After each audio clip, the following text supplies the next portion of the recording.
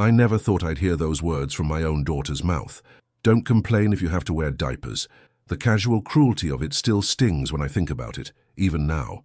I'm Gerald Mitchell, 68 years old, retired construction company owner, widower, and apparently, according to my daughter Sarah, just a burden now that my hair has grayed and my joints ache in the morning. For 43 years, I built my business from nothing. Started with just a pickup truck, a toolbox, and a desperate need to provide for my wife Clara and our newborn daughter. I still remember those early days, taking any job I could get, fixing porches, repairing roofs in the blistering Texas sun, laying tile until my knees were raw. Clara would massage my shoulders in the evening as I counted pennies at our kitchen table, making sure we had enough for formula and diapers. Diapers. The irony doesn't escape me. By the time Sarah was in high school, Mitchell Construction employed 37 people. We had contracts with major developers in Dallas, and I'd finally moved my family from our starter home to a beautiful Tudor in Highland Park. Sarah had the best of everything: private school, tennis lessons, summer camps in Maine, a car on her 16th birthday. Not because I wanted to spoil her, but because I wanted her to have the opportunities I never had. When Clara got sick, I spared no expense. 15 years ago, cancer came for my wife like a thief in the night. I flew her to specialists in Houston, New York, even Switzerland. Sarah was away at college then, barely making an appearance at the hospital. "Finals are really important, Dad," she'd explained over the phone. I understood, or I told myself I did. Clara fought hard, but in the end, cancer took her anyway. At the funeral, Sarah stood beside me, dry-eyed and checking her phone. Later, she asked about her mother's jewelry collection. "I'd like to have the sapphire necklace. Dad, it would go with my graduation dress." Maybe that should have been my first warning. After Clara died, I threw myself into work. The company grew even larger: commercial developments, government contracts. By the time I turned 65, Mitchell Construction was worth north of $15 million. Not a fortune by Texas standards, but more than enough for a comfortable retirement and a legacy for my daughter and her children. My grandchildren, Tommy and Lily, are perhaps the only pure joy in my life now. Tommy's 9, a quiet boy who loves baseball and building models with his grandpa. Lily's 6, all curls and questions and boundless energy. They're the reason I sold the company instead of running it until I dropped dead at my desk, which had been my original plan. "You should enjoy your golden years, Dad," Sarah had said. "Spend time with the grandkids, travel, maybe even date again." That last suggestion was delivered with a forced smile. The truth was, I'd never looked at another woman after Clara. Some loves can't be replaced. So I sold Mitchell Construction to a larger firm, setting aside college funds for the grandkids and investing the rest conservatively. I kept the house in Highland Park, though it felt too big for just me. Sarah suggested I downsize to something more manageable, but this was the home Clara and I had built. Her rose garden still bloomed in the backyard. Her books still lined the shelves in the study. I wasn't ready to leave her memory behind. For the first year of retirement, things were fine. I had dinner with Sarah, her husband Mark, and the kids every Sunday.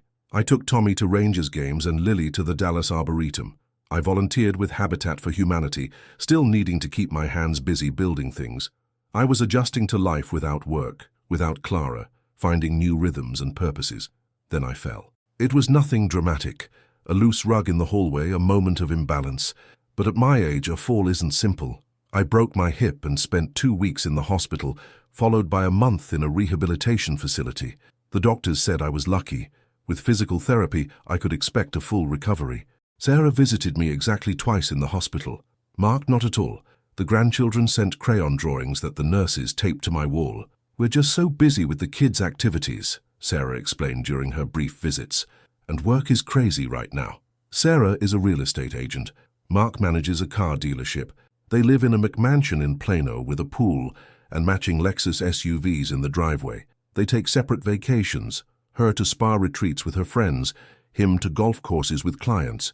From the outside, they have the perfect upper-middle-class life. But I've seen how they barely speak to each other at family dinners, how Mark's eyes linger too long on the young waitresses, how Sarah's laugh becomes brittle after her 3rd glass of wine. When I was discharged from the rehabilitation center, I assumed I'd be going home. Instead, Sarah drove me to an apartment complex on the outskirts of Richardson, a beige, nondescript building with an elevator and grab bars in the bathroom. "We've moved some of your things here," she explained, unlocking the door to a one-bedroom unit that smelled of fresh paint and industrial carpet cleaner. The house was just too much for you to manage, Dad. We've put it on the market. I stood there, leaning on my walker, staring at the generic furniture that wasn't mine, the bare walls where Clara's paintings should have been, the tiny kitchenette where I couldn't possibly make my famous Sunday brisket for the grandkids. You sold my house? My voice didn't sound like my own. Without asking me? Sarah sighed, the put-upon sound of someone dealing with a difficult child. We've talked about this, Dad. After your fall, it was clear you couldn't live alone in that big house anymore. This place is perfect. It's a senior living community. There's a shuttle to the grocery store, a rec room for socializing, even a nurse on call. We never talked about this, I said, my hands gripping the walker until my knuckles went white. That was my home. Where's all my stuff? Clara's things? We kept what was important, Sarah said vaguely. The rest was outdated anyway. You don't need all that space or those maintenance hassles anymore. I felt like I couldn't breathe, like someone had reached into my chest and squeezed my heart. The grandkids' college funds, I managed to say. My investments. I need to call my bank. Sarah glanced at her watch. Don't worry about all that right now. We've taken care of everything. You just focus on getting stronger. I've got to pick up Lily from gymnastics. So I'll check on you tomorrow. She left me there, surrounded by beige walls and IKEA furniture, with no car, no phone, and no idea what had happened to my life's work. The next few days were a blur. I didn't have my computer or my financial documents. My cell phone was an old flip phone that could barely make calls. The apartment had a landline, but I didn't know the numbers for my bank or investment firm by heart. They'd been programmed into my phone and computer. A helpful neighbor, Edith, let me use her cell phone to call Sarah repeatedly. My daughter didn't answer. Finally, I left a message that must have conveyed my distress, because the next day, Sarah arrived with a man in an expensive suit. Dad, this is Jeffrey Linden. He's our family attorney. I'd never met this man before in my life. Mr. Mitchell, he said, extending his hand, Sarah has explained your situation to me. I understand you're feeling confused about the recent changes. I'm not confused, I said, not taking his hand. I want to know what's happened to my house, my money, and my belongings. Sarah and the lawyer exchanged a glance. Then Jeffrey opened his briefcase and pulled out a document. Mr. Mitchell, do you remember signing this? It's a power of attorney giving Sarah authority to manage your financial and medical affairs. I stared at the paper. There was indeed a signature that looked like mine at the bottom, but I had no recollection of ever seeing this document before, let alone signing it. I never signed that, I said. Jeffrey's expression was practiced sympathy. It's common for people your age to experience memory issues, especially after trauma like your fall.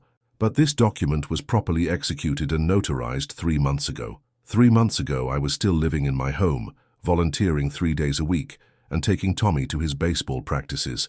I was not experiencing any memory issues. I want my own lawyer, I said, and I want to see statements for all my accounts. Sarah sighed dramatically. Dad, we're trying to help you. The house has been sold and we've consolidated your assets so that they're easier to manage. You're going to be taken care of. I was taking care of myself just fine, I said, anger rising in my chest. I want to know exactly what you've done with my money.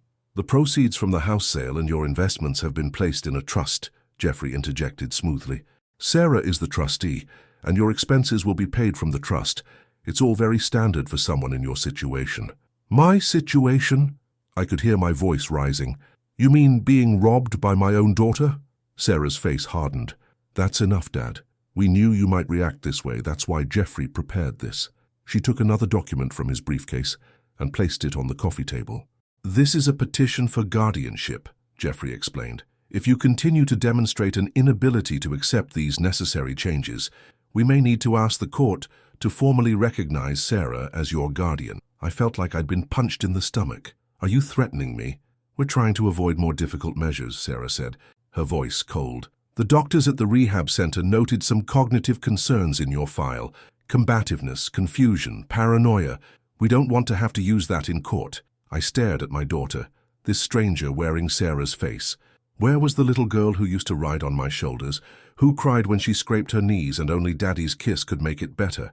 Who danced with me at her wedding, whispering, "I'll always be your little girl"? Why? I asked simply. Why would you do this? Something flickered in Sarah's eyes. Guilt, perhaps, or simply annoyance at being questioned. Tommy's private school tuition is doubling next year, she said. Lily needs braces. The roof on our house needs replacing. Mark's dealership isn't doing as well as we'd hoped.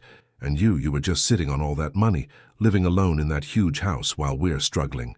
You could have asked for help, I said, my voice breaking. I would have given you anything you needed. Sarah's laugh was bitter. Right, with strings attached, with your judgment, with your lectures about saving and investing and working hard, as if the world hasn't changed since your day. Jeffrey cleared his throat, clearly uncomfortable with the family drama unfolding. Perhaps we should continue this discussion another time. Mr. Mitchell, I suggest you review these documents and consider your options carefully. I looked him straight in the eye. I want my own lawyer, and I want to speak to my grandchildren. Sarah stood abruptly. The kids are very busy with school and activities. We'll arrange a visit when things have settled down. She gathered her purse. This apartment is paid through the end of the month. The trust will cover your living expenses, including any medical needs. As she headed for the door, I called after her. Sarah, please, don't do this. She turned, her expression a mixture of determination and something else. Maybe shame, maybe justification. It's already done, Dad. Try to accept it gracefully. She gestured around the sparse apartment. You're getting older. There will be more health issues, more complications. Don't complain if you have to wear diapers. We all end up there eventually. And then she was gone, leaving me with a lawyer I didn't know and papers I didn't sign. I sat there for a long time after they left, staring at the documents on the coffee table, the power of attorney with a signature that looked like mine but wasn't, the guardianship petition threatening to strip me of my legal rights, the brochure for the senior living community that was now apparently my home. Somewhere in the building someone was cooking something with garlic. A television played too loudly through the thin walls. A vacuum cleaner hummed in the hallway. This wasn't my life. This couldn't be my life. I thought about Clara, about what she would say if she could see our daughter now. Clara, who had taught Sarah to say please and thank you, to share her toys, to write thank you notes for every gift. Clara, who had stroked Sarah's hair through childhood fevers and teenage heartbreaks, who had helped her address her wedding invitations with perfect calligraphy. What would you do? Clara? I whispered to the empty room. Clara had been the gentle one, the peacemaker, but she had also been smart as a whip and fiercely protective of what mattered to her. She wouldn't have sat in this beige room and accepted defeat. I picked up the landline phone and dialed Richard Garvey's number. Richard had been my friend since high school, had laid tile alongside me in those early days, had stood beside me at Clara's funeral. He'd retired to Florida years ago, but we still exchanged birthday cards and Christmas calls. I was grateful I still remembered his number. Richard, I said when he answered, I'm in trouble. Real trouble. I told him everything, my voice breaking at points, anger rising at others. Richard listened without interrupting until I finished. Jesus Christ, Gerald, he finally said. That's elder abuse, plain and simple, and fraud. We need to get you a lawyer, a real one, not that puppet your daughter brought. I don't have access to my money, I said. I don't even know how much is left. Don't worry about that now, Richard said firmly. My nephew Michael is an attorney in Dallas, specializes in elder law. I'm calling him right after we hang up, and then I'm booking a flight. You're not facing this alone, buddy. For the first time since I'd been dropped in this apartment, I felt a flicker of hope. Thank you, Richard. Don't thank me yet. We've got a fight ahead of us. His voice softened. How are you holding up, really? I thought about lying, about putting on the brave face I'd worn through Clara's illness and after her death, but I was too tired for pretense. I feel like I've lost everything, I admitted. My home, my money. But worse than that, I've lost my daughter, the person I thought she was, the love I thought we had. Richard was quiet for a moment. I know, Jerry. It's a special kind of betrayal. But listen to me. You haven't lost everything. You've still got your mind, your fight, and you've got friends, and we're going to get through this. After we hung up, I sat on the unfamiliar couch and took stock of my situation. I had no car, very little cash, and only the clothes and personal items Sarah had deemed necessary for my new life. But I had clarity now. I understood what I was facing, not just a battle for my assets, but a battle for my dignity and independence. The next morning, Michael Garvey called. Richard had filled him in, and he was taking my case pro bono until we could regain access to some of my funds. The first priority is to challenge the power of attorney, he explained. If you truly didn't sign it, we can prove that with handwriting analysis. We also need to file an emergency petition to freeze the trust assets before they can be further depleted. What about my house? I asked. Can we stop the sale? Michael hesitated. If the sale has already closed, it complicates things. We'd have to prove fraud to invalidate it. But first, we need to get you proper legal standing. Over the next few days, I worked closely with Michael, providing as much information as I could remember about my accounts, assets, and recent activities. I described my daily routines before the fall, gave names of friends and colleagues who could attest to my mental competence, and recounted exactly what had happened since I'd been discharged from the rehabilitation center. The good news, Michael said after our initial investigation, is that the power of attorney appears to be a recent forgery. We've obtained your banking records from before Sarah took control, and there are clear examples of your genuine signature. They don't match the POA document. And the bad news, I asked, because there's always bad news. The house sale has closed. The funds were transferred to the trust, and significant withdrawals have already been made. Sarah and her husband made a down payment on a vacation home in Colorado last week.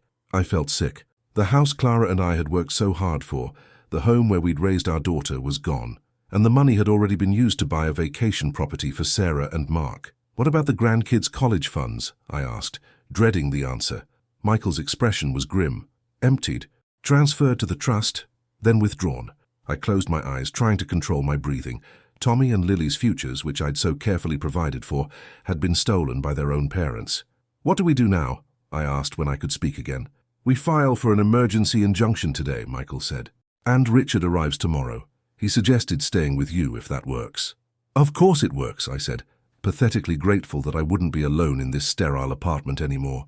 But what about Sarah? Will she be notified of the legal action? Yes, she'll be served papers. Gerald, you should prepare yourself. This is going to get ugly. When people like Sarah get caught, they rarely back down.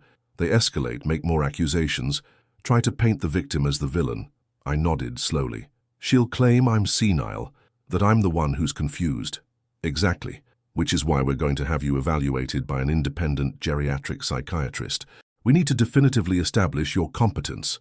The psychiatric evaluation was scheduled for the following day. Dr. Elaine Chen was a diminutive woman with steel-gray hair and kind eyes behind serious glasses. She spent 3 hours with me, administering various cognitive tests, asking about my life history, my daily activities, my emotional state. Mr. Mitchell, she said when we finished, I've been doing this for 30 years, and I can tell you with absolute confidence that you do not have dementia or any other cognitive impairment that would affect your decision-making capacity. Will that stand up in court? I asked. Against whatever Sarah's lawyers might claim. My assessment will certainly carry weight, Dr. Chen said, but I'm also going to recommend some additional testing, brain imaging, a more comprehensive neuropsychological battery to create an unassailable record of your cognitive status. By the time Richard arrived the next day, Michael had filed the emergency injunction. I had completed the additional testing Dr. Chen recommended, and I was beginning to feel less like a victim and more like a fighter. Richard looked older than when I'd last seen him, but his handshake was still firm, his eyes still sharp. He brought a suitcase full of practical items, a prepaid cell phone, comfortable clothes, even my favorite brand of coffee. Gerald Mitchell doesn't drink whatever swill they stock in these corporate apartments, he announced, making himself at home in my kitchen. Now, catch me up on everything. Richard listened intently as I explained the legal strategy Michael had developed. When I finished, he nodded approvingly. Michael's good people, but legal's only half the battle. We need to think about the court of public opinion, too. What do you mean? I asked. Sarah and Mark care about appearances, right? The big house, the luxury cars, the country club membership. What happens when they're friends? Their colleagues, their clients find out they stole from an elderly parent, from their own children's college funds? I hadn't considered this angle. You're suggesting we make this public? Richard sipped his coffee thoughtfully. Not tabloid public, but strategic public, their church, their employers, the parents at the kids' school, the kind of places where reputation matters. The thought made me uncomfortable. I don't want to embarrass Tommy and Lily. They're innocent in all this. Of course they are, Richard agreed. And that's exactly why we need to fight with every tool we have. Sarah and Mark stole their future too, not just yours. He had a point, but before we could discuss it further, my new cell phone rang. It was Michael. Gerald, Sarah's been served with the injunction papers. She's not taking it well. She's filed a counter-petition for emergency guardianship, claiming you're a danger to yourself. She's saying your paranoid delusions about her stealing from you prove your mental incapacity. That was fast, I said. feeling a twist of both hurt and vindication. Sarah was reacting exactly as Michael had predicted. "There's more," Michael continued. "The judge assigned to the case has ordered a hearing for tomorrow morning. Both you and Sarah are required to appear." After I hung up, I relayed the news to Richard. He whistled low. "Tomorrow? That's unusually quick. Could be good, could be bad." "What do you mean?" "Good if the judge sees through Sarah's BS right away. Bad if they're inclined to err on the side of caution and grant her temporary guardianship while everything gets sorted out." The thought of being legally declared incompetent, to have Sarah having even more control over my life, sent a chill through me. "I can't let that happen, Richard." "Then we'd better be damn well prepared." He pulled out a notebook. "Let's go through everything again from the beginning, every detail you can remember. We're not going to let her win this." We spent the rest of the day and well into the evening preparing for the hearing. Michael joined us after his office closed, bringing takeout Chinese food and a focused energy that was reassuring. Together, the three of us developed a strategy not just for the immediate hearing, but for the longer battle ahead. I slept poorly that night, dreaming of Sarah as a little girl, sitting on my lap as I read her bedtime stories, her small head tucked trustingly against my chest.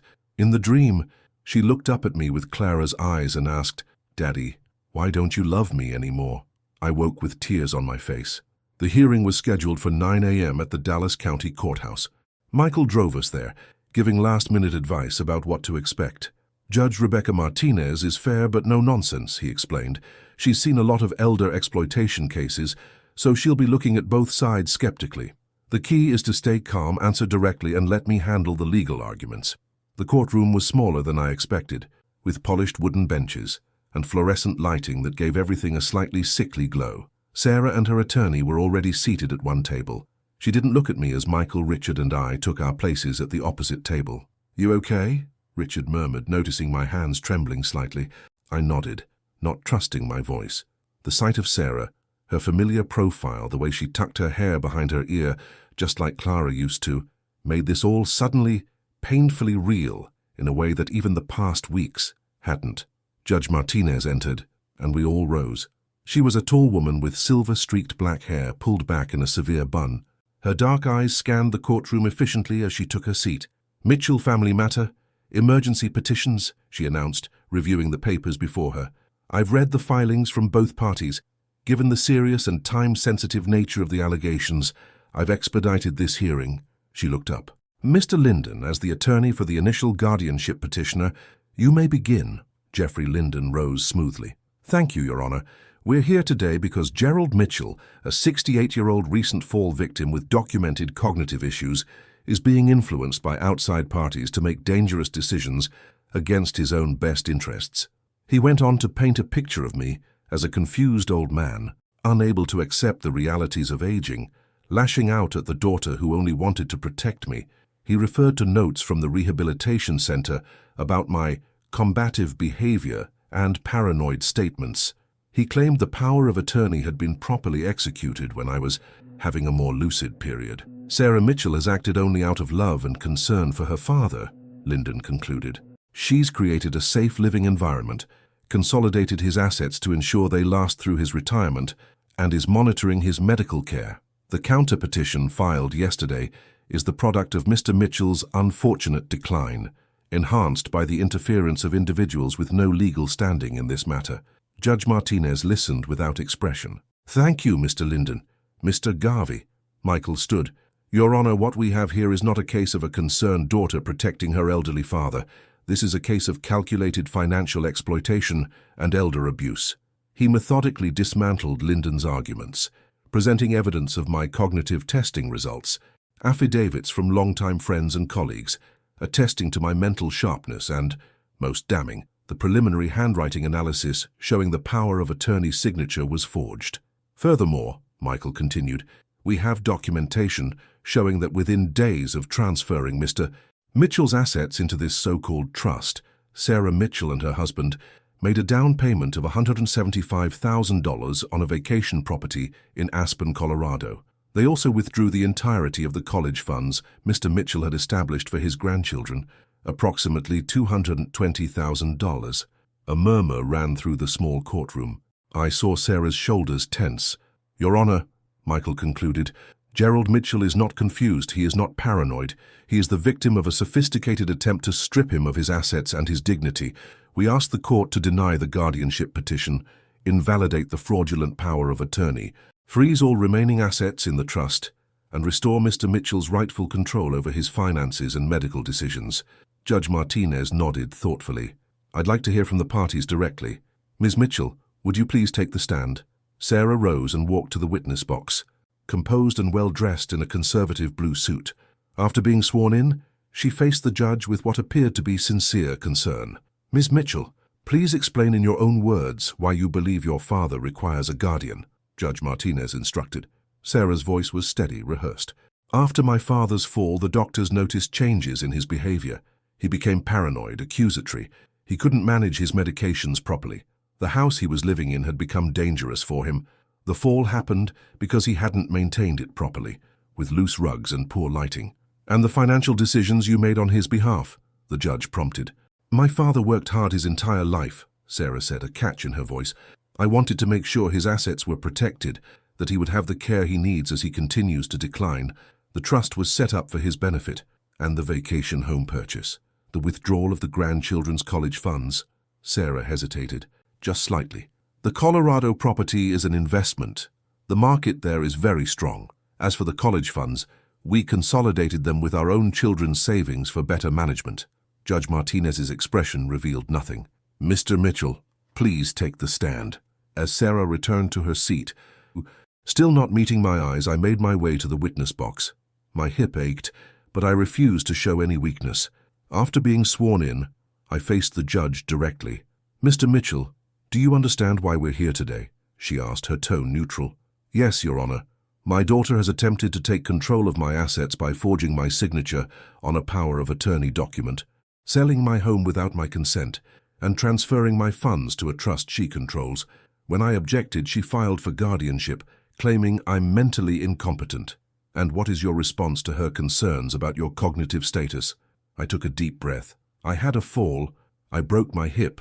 Neither of those things affected my mind. I've undergone extensive testing in the past week that confirms I have no cognitive impairment. What I do have is a daughter who apparently decided that waiting for her inheritance was too inconvenient. That's not fair, Sarah burst out from her seat. Ms. Mitchell, you'll have an opportunity for rebuttal, Judge Martinez said firmly. Please continue, Mr. Mitchell. I described the events as they had unfolded. The fall, the rehabilitation, being taken to an apartment instead of home, discovering my house had been sold, being confronted with documents I never signed, and finally Sarah's cruel comment about diapers. Your Honor, I worked my entire life to build something for my family. I put my daughter through college without her taking a single student loan. I helped with the down payment on her first house. I established college funds for my grandchildren. I have never been anything but generous with her. My voice cracked. I don't understand why she would do this, but I know that I am capable of managing my own affairs, and I am asking the court to help me reclaim what's rightfully mine. Judge Martinez nodded. Thank you, Mr. Mitchell. You may step down. After hearing brief rebuttals from both attorneys, the judge announced she would take a short recess before ruling. As she left the courtroom, Sarah finally looked at me. There was no remorse in her eyes, only cold calculation. You're making a huge mistake, she said quietly. When you really do need care, don't expect me to provide it. I felt Richard's hand on my shoulder, steadying me. That's quite a threat from someone who just testified about her loving concern, he said loudly enough for others to hear. Sarah flushed and turned away. When Judge Martinez returned 20 minutes later, her expression was resolute. Having reviewed the evidence and heard testimony from both parties, I'm prepared to rule on these emergency petitions, she began. First, regarding Sarah Mitchell's petition for guardianship of Gerald Mitchell. Denied. The evidence does not support a finding of incapacity. I felt a wave of relief wash over me. Second, regarding Gerald Mitchell's petition to invalidate the power of attorney and freeze trust assets. Granted, the power of attorney document appears on preliminary review to contain a forged signature and is hereby invalidated. All assets in the trust created by Sarah Mitchell using said power of attorney are frozen pending further investigation. Sarah made a small, distressed sound. Furthermore, the judge continued, I am ordering a full forensic accounting of all assets transferred from Gerald Mitchell's control in the past 6 months. Sarah and Mark Mitchell are prohibited from selling, transferring, or encumbering any assets purchased with funds from Gerald Mitchell's estate, including the recently acquired property in Colorado. Judge Martinez fixed Sarah with a stern look. Ms. Mitchell, I should note that this court takes allegations of elder exploitation extremely seriously. While I have not made a final determination on the criminal aspects of these allegations, I strongly advise you to cooperate fully with the accounting process. She turned to me. Mr. Mitchell, you are hereby restored to full control of your medical decisions. As for your financial assets, they will remain frozen only until the accounting is complete and we can determine exactly what remains. Do you have a safe place to stay in the meantime? He's staying with me, Your Honor, Richard spoke up. I have a condo in Lakewood that's fully accessible while his hip continues to heal. The judge nodded. Very well. We'll reconvene in 2 weeks to review the accounting results and determine next steps. She gavelled the hearing closed. Outside the courtroom, Michael was jubilant. This is the best possible first step, he said. Judge Martinez essentially validated all our claims. Now we move to recovery mode. I should have felt triumphant, but watching Sarah leave the courthouse, her back rigid with anger, I felt only a profound sadness. What happens now? I asked. Now we find out exactly what's left of your estate, Michael explained. The forensic accountant will trace every dollar. Then we can discuss potential criminal charges. Criminal charges? I echoed. Against Sarah? Michael's expression softened. Gerald, what she did, the forgery, the unauthorized sales and transfers, these are crimes, felonies. I understand she's your daughter, but I need to think about that part, I interrupted. Let's focus on recovering what we can first. Richard put his arm around my shoulders as we walked to the car. One battle at a time, buddy. Today was a win. Let's take it. The next 2 weeks were a whirlwind of activity. I moved into Richard's comfortable condo, which had no stairs, and a walk-in shower that was much easier to navigate while I continued healing. The forensic accountant, Martina Diaz, interviewed me extensively about my assets, tracked down statements and records, and built a comprehensive picture of what had been taken. The house sold for $1.2 million, she reported during one of our meetings. The trust received those funds, plus approximately $2.3 million from your investment accounts and $220,000 from the children's college funds. And how much is left? I asked, dreading the answer. Martina's expression was grim. Approximately $2.1 million remains in the trust. The rest was spent on the Colorado property down payment, paying off Sarah and Mark's existing mortgage of about $450,000, purchasing 2 new vehicles totaling $180,000, and various smaller expenditures, including a $30,000 watch for Mark, a $22,000 designer handbag collection for Sarah, and approximately $75,000 in home renovations, nearly $900,000 gone in less than 2 months. I felt physically ill. Can we recover any of it? Richard asked. The tangible assets, the Colorado property, vehicles, luxury items, can potentially be reclaimed through the court, Martina explained. The renovations and any spent cash will be more difficult. The day before our follow-up hearing, I received an unexpected call on my new cell phone. It was Tommy, my grandson. Grandpa? His voice was small, uncertain. Are you okay? Mom said you were sick and had to go to a special hospital. My heart clenched. No, buddy, I'm not sick. I'm staying with my friend Richard for a while, but I'm fine. How are you? How's your sister? We're okay, I guess. Mom and Dad have been fighting a lot, and some police officers came to our house yesterday with papers. Mom cried for a long time afterward. Sarah and Mark had been served with the full accounting report, which included recommendations for criminal charges. I hadn't decided yet if I would pursue that route, but the threat was clearly having an impact. I'm sorry to hear that, Tommy. Sometimes grown-ups have disagreements that need to be worked out. Are you mad at Mom? He asked directly. Is that why you're not coming to see us?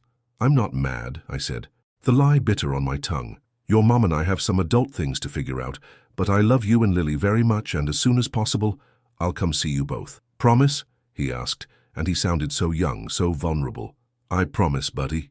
After we hung up, I sat for a long time thinking about Tommy's call, about what pursuing criminal charges against Sarah would mean for my grandchildren, about what kind of relationship, if any, I could salvage with my daughter. The next morning, as we prepared to leave for court, I shared my thoughts with Richard and Michael. I don't want to press criminal charges, I said firmly. I want my assets recovered as much as possible, but I don't want Sarah to go to jail. Michael frowned. Gerald, What she did was incredibly serious, without consequences. The loss of the money, the public humiliation, the damage to her reputation, those are consequences, I interrupted. Sending her to prison doesn't get my money back. And it certainly doesn't help Tommy and Lily. Richard studied me thoughtfully. You're sure about this after what she did? After what she said to you?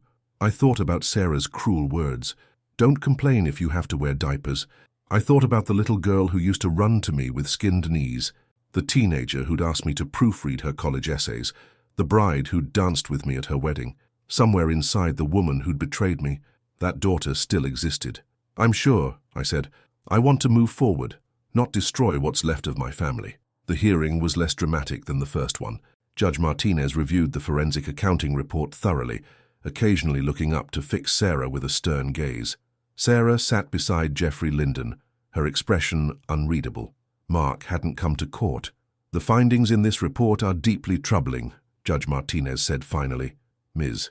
Mitchell, the evidence clearly shows a pattern of systematic financial exploitation of your father.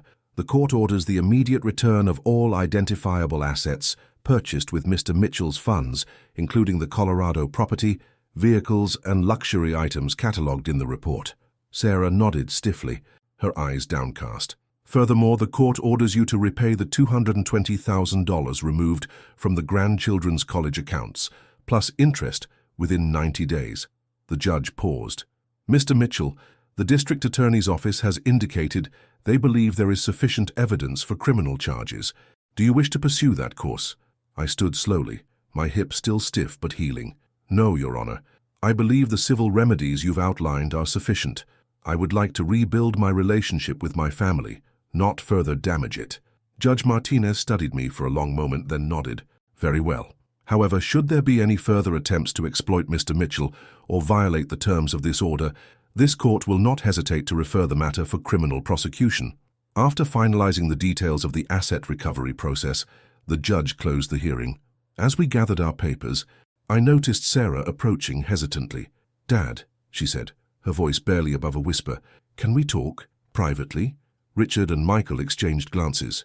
We'll wait for you by the elevator, Richard said, squeezing my shoulder as they walked away. When we were alone, Sarah and I faced each other in the nearly empty courtroom. She looked older somehow, the strain of the past weeks evident in the lines around her eyes. Why didn't you press charges? She asked. Because you're my daughter, I said simply, and Tommy and Lily need their mother. She blinked rapidly, looking down at her hands. I never thought it would go this far. It started with just borrowing a little from your accounts. Then the fall happened and it seemed like an opportunity to... She trailed off. To take everything. I finished for her. Mark kept pushing for more, she said, a note of desperation in her voice. The kids' private school, the country club dues, keeping up with his business partners, it was never enough. We were drowning in debt. And there you were with all that money just sitting there. You could have asked for help, Sarah. I would have helped you. Would you? Her gaze finally met mine. Without lectures about responsibility? Without making me feel like a failure? I considered her words, wondering if there was truth in them. Had I been so judgmental that my own daughter couldn't come to me in need? I don't know, I answered honestly. But stealing from me, trying to have me declared incompetent, that wasn't the answer. She nodded, a tear slipping down her cheek. I know. I'm sorry about what I said. About the diapers. It was cruel and I don't even know why I said it. I think I was trying to justify to myself what I was doing, make you seem less human. The apology was inadequate for the hurt she'd caused, but it was a start. What happens now? I asked. With you and Mark? Sarah sighed heavily. He moved out last night. After the police came with the papers, said he wasn't going down with me. She gave a bitter laugh. Turns out he was having an affair anyway, with his receptionist, such a cliché.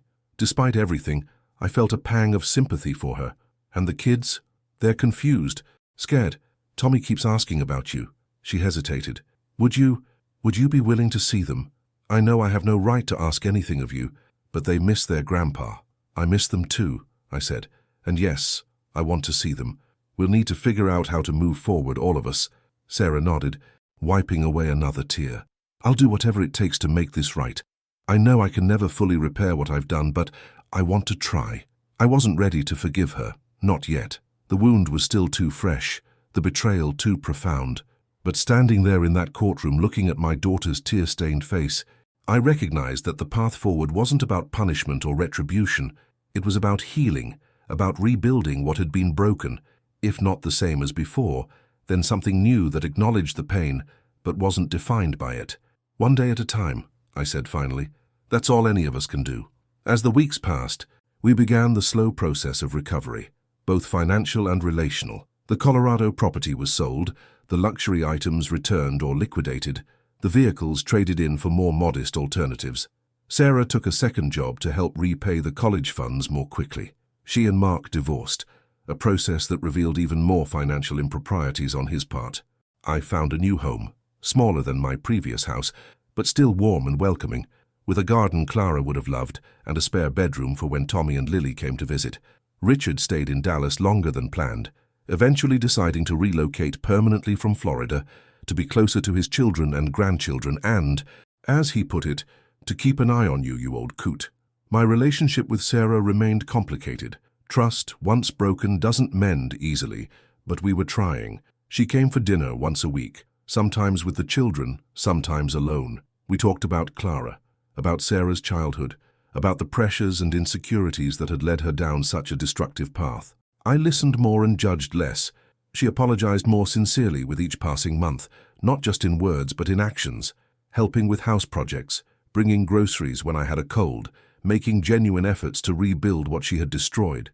One evening, about 6 months after that first devastating day when she'd brought the lawyer to deceive me, Sarah and I sat on my new porch watching Tommy and Lily play in the yard. Richard was inside, making his famous chili for dinner. "Dad," Sarah said quietly, "do you think you'll ever be able to truly forgive me?" I considered the question carefully. I think forgiveness is a process, not an event. Some days I feel closer to it than others. She nodded, accepting this truth. I think about what Mom would say if she were here. She'd be so disappointed in me. She would be, I agreed, but she would also believe in second chances. She always did. Sarah was quiet for a moment. "I've been seeing a therapist, trying to understand why I did what I did. It doesn't excuse anything, but I think I've spent my whole life feeling like I wasn't enough, not successful enough, not wealthy enough, not good enough as a mother or wife or daughter. You were always enough for me and your mother," I said. "Always." She smiled sadly. "I know that now. I just wish I'd known it then." As the sun began to set, casting long shadows across the yard, I watched my grandchildren playing tag, their laughter carrying on the evening breeze. Life had taken an unexpected turn, bringing pain I never anticipated from the person I least expected to cause it. But here we were, not at an ending but at a new beginning, fragile, cautious, but real. The journey ahead would have its difficult moments. Trust would be tested, old hurts would resurface, new boundaries would need to be negotiated. But watching Tommy chase his sister around the oak tree, hearing Richard's deep laugh from inside the house, feeling the tentative hope in Sarah's presence beside me, I knew that what remained, what we were rebuilding, was worth the effort. I thought about that cruel comment that had cut so deeply. "Don't complain if you have to wear diapers." The words still stung, but they no longer defined our relationship. They were a low point from which we were slowly climbing away, back towards something resembling family. Sometimes, life's hardest lessons come from those we love most. Sometimes, the deepest betrayals lead to the most profound growth. And sometimes, the path to healing begins not with forgiveness but with the willingness to remain open to its possibility. As Lily ran up to the porch, breathless and grinning, reaching for my hand with complete trust, I realized that despite everything that had happened, I was still rich in the ways that truly mattered, not in bank accounts or property deeds, but in connections, in memories, in the capacity to begin again. "Grandpa," Lily said, tugging me toward the yard, "come play with us." And so I did, with a heart that was scarred but still beating, still capable of joy, still learning the complicated language of love and forgiveness. One day at a time, one step at a time, moving forward, always forward, into whatever future we would create together. If you like this story, please like this video, subscribe to the channel, and share your impressions of this story in the comments. To listen to the next story, click on the box on the left.